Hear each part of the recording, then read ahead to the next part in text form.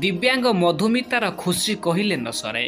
आज तार दुखर अंत घटी सेथिपाई मधुमिता समस्त आज मिठा बांटुछि। ए खुशीर कारण हेउचंती विधायक ज्योति प्रकाश पाणिग्राही। विधायक श्री पाणिग्राही दिव्यांग मधुमितार 5 वर्षर दुख को आज दूर कर पारिछंती। सेथिपाई मधुमिता और तांको परिवार लोके बहुत खुशी व्यक्त करिसंती।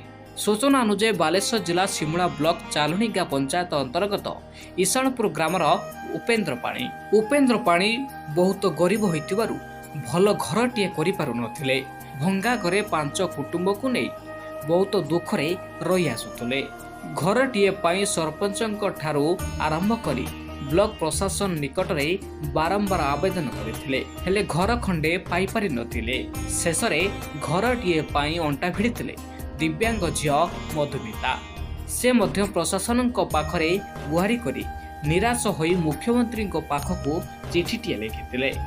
यही घटना संपर्क में सिमुला विधायक जानिबा परे मधुमितार घर को जाई घरर अवस्था देखिबा परे निजस्व हाथ पांठिरु घर देबाकू मधुमिता को प्रतिश्रुति दे आसिथिले, हेले आज ताहा पूरण होइछि। आज सिमुला विधायक ज्योति प्रकाश पाणिग्राही ईशानपुर ग्रामर मधुमिता घर को जाई नूतन घर निर्माण निमंते भूमि पूजा करने सह आर्थिक सहायता प्रदान करिसंती। आज भूमि पूजा करने परे मधुमिता खुशी रे समस्त को मिठा बंटन करुवा जना पड़ी। एथि सहित मधुमिता परिवार और ग्रामवासी माने विधायक को धन्यवाद जणाइबा सह विधायक हेब तो एभली बोली कहिसंती। ना अनिता दास मधुमिता पाणीर बड़ भौणी। से तो आज को 5 वर्ष धरी समस्त पाखक दौड़ी दौड़ी समस्त पाखक गुहारी कर किसी मिलू नाला।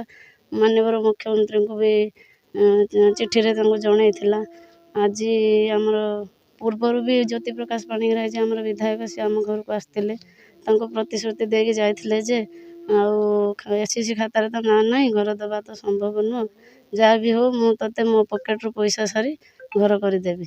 प्रतिश्रुति रक्षा करी से भी आज आसी घर उद्घाटन कर जाइछंती, शुभ देकी जाइछंती, मिठा भी बंटन करिछंती।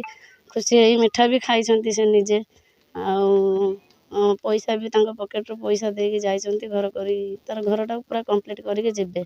सेति हम तांको बहुत बहुत धन्यवाद दउछु। जहाँ से छुआटी खुशी रे सारा जीवन रहइबो, एति हम समस्त बहुत खुशी होछु।